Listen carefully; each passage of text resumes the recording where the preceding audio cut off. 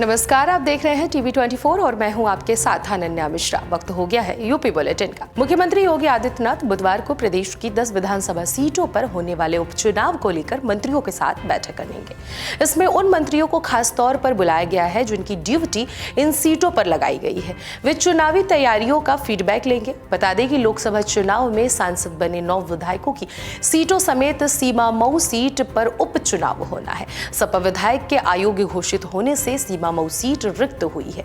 जो 9 सीटों पर उपचुनाव होने हैं उनमें से मिल्कीपुर, कटेहरी, फूलपुर, मंझौवा, गाजियाबाद, सदर, मीरापुर, खैर और कुंदरकरकी शामिल है। भाजपा ने इन सभी सीटों पर चुनावी तैयारियों को लेकर सरकार के 2 दर्जन से अधिक मंत्रियों के साथ ही संगठन के वरिष्ठ पदाधिकारियों की टीम बनाकर ड्यूटी लगाई है।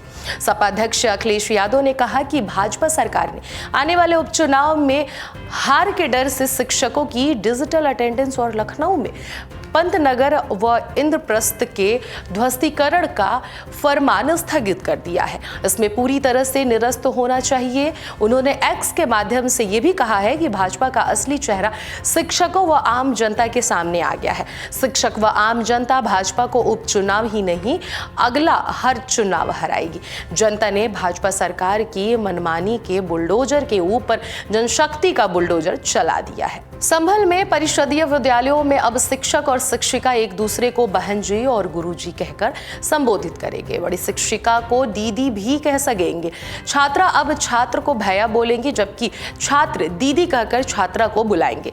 जिला बेसिक शिक्षा अधिकारी अलका शर्मा ने इस आशय का आदेश जारी किया है। छात्र छात्राओं से लेकर शिक्षक शिक्षिकाओं के बीच अभिवादन में नमस्ते या फिर जय हिंद बोला जाएगा। बीएसए का मानना है कि इस बदलाव से भारतीय जनता पार्टी को बढ़ावा मिलेगा, साथ ही साथ एक दूसरे का सम्मान बढ़ेगा। इस आदेश में यह भी कहा गया है कि जूते कक्षा से बाहर उतारे जाएंगे। परिषदीय स्कूलों में विद्यार्थियों के लिए तो यूनिफॉर्म जरूरी है, वहीं अब शिक्षक जींस और टी शर्ट पहनकर विद्यालय नहीं आ सकेंगे, भारतीय परिधान पहनकर ही आएंगे। बीएसए का निर्देश है कि निरीक्षण के दौरान कोई अधिकारी प्रधानाध्यापक की कुर्सी पर नहीं बैठेगा। शिष्टाचार के साथ बातचीत कर कोई भी जानकारी हासिल करेंगे। परिषदीय विद्यालयों में बेहतर शिक्षण कार्य हो सके, इसके लिए जिले के सभी खंड शिक्षा अधिकारियों को पत्र जारी किया गया है।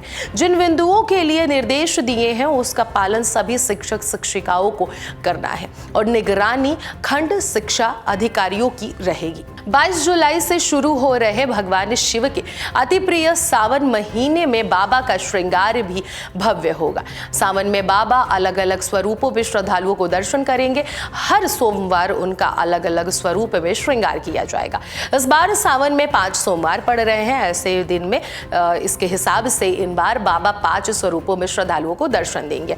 इसमें सबसे पहले दिन बाबा के चल का श्रृंगार किया जाएगा। इसके अलावा गौरी शंकर स्वरूप, अर्धनारीश्वर स्वरूप के साथ बाबा अपने परिवार यानी मां पार्वती, कार्तिकेय और भगवान गणेश के साथ दर्शन देंगे।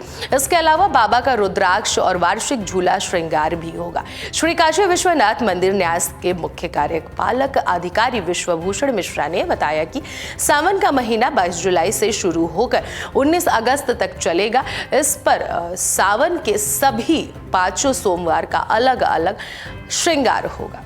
आजमगढ़ जनपद के रौनापार थाना क्षेत्र के अंतर्गत चांदपट्टी में संदिग्ध परिस्थितियों में नवविवाहित पति पत्नी ने आत्महत्या कर लिया है। दोनों का शव बंद कमरे में मिला। सूचना पाकर मौके पर पहुंची पुलिस ने शव को कब्जे में लेकर पोस्टमार्टम हेतु भेज दिया है और मामले की जांच पड़ताल में जुट गई है। जानकारी के अनुसार रौनापार थाना क्षेत्र के चांदपट्टी गांव निवासी राम सरीक उम्र लगभग 28 वर्ष पुत्र स्वर्गीय जयराम निषाद की शादी बीते 27 अप्रैल 2024 को गोरखपुर जनपद में बढ़लगंज थाना क्षेत्र के पीपर ताड़ी गांव निवासी संजू के साथ हुई थी। जब से शादी हुई थी तब से पति पत्नी आपस में बड़े ही सामंजस्य के साथ रहते थे। वहीं आज सुबह की बात है, लगभग 6 बजे भतीजी चांदनी उम्र जिसकी है 10 वर्ष, वह अपने चाचा के कमरे में गई और दरवाजा खोली तो चाची बेड पर सोई पड़ी थी और चाचा छत के पंखे पर दुपट्टा के सहारे लटका पड़ा था। यह मंजर देखकर उस पुलिस ने शोर मचाया तो परिजन मौके पर जुट गए और आसपास के ग्रामीणों की भीड़ इकट्ठा हो गई। दोनों पति पत्नी मृत पड़े थे। ग्रामीणों ने इसकी सूचना स्थानीय पुलिस को दी।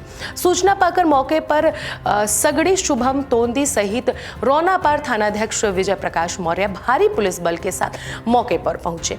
पुलिस घटना की छानबीन में जुटी हुई है और शव को कब्जे में लेकर पोस्टमार्टम हेतु भेज दिया है। गांव में घटी घटना से पूरे क्षेत्र में मातम छाया हुआ है और मृतक के परिजनों का रो रो कर बुरा हाल है।